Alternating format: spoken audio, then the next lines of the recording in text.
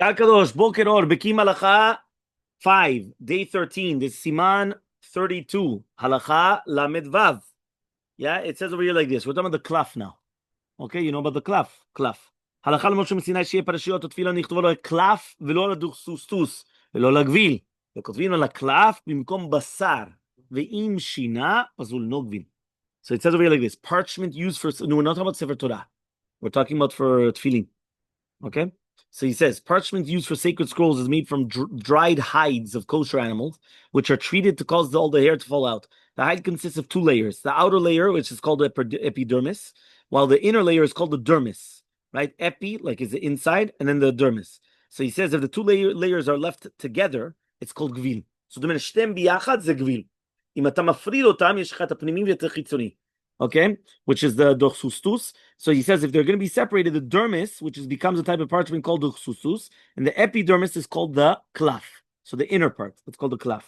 Nowadays, almost all the parchment used for the sacred scrolls is klaf, while the layer of dochsustus is simply scraped away and discarded.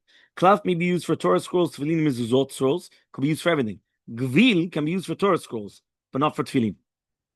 Okay, so although some of the epidermis is scraped away when preparing the klaf, it's a minimal amount of material and it is removed so that the back of the parchment will be smooth and uniform. Okay, so again, this is just how they do it.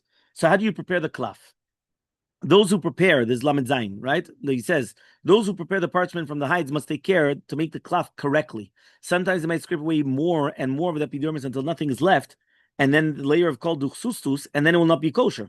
The procedure used throughout generations, as described in Shulchan Aruch, has been to scrape away a minimum from the epidermis. We must continue to follow this tradition. We do not really know how much of the dermis is considered duchsustus and how much of the epidermis is considered klaf.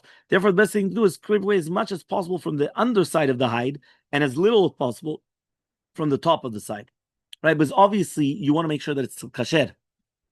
Hechal says it's kasher, שיש לך klaf, לא את הדוכסוסטוס, לא את הצד השני.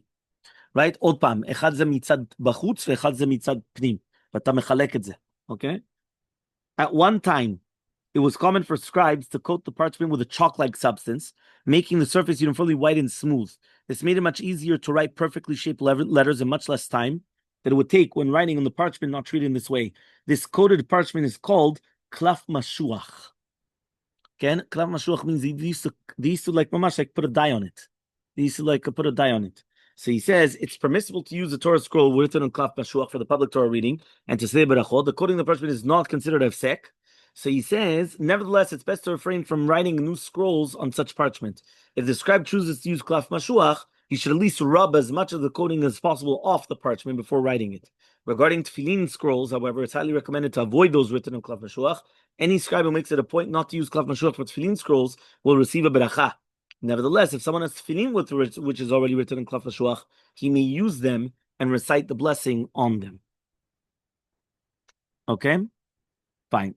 And we continue with Zat Hashem tomorrow.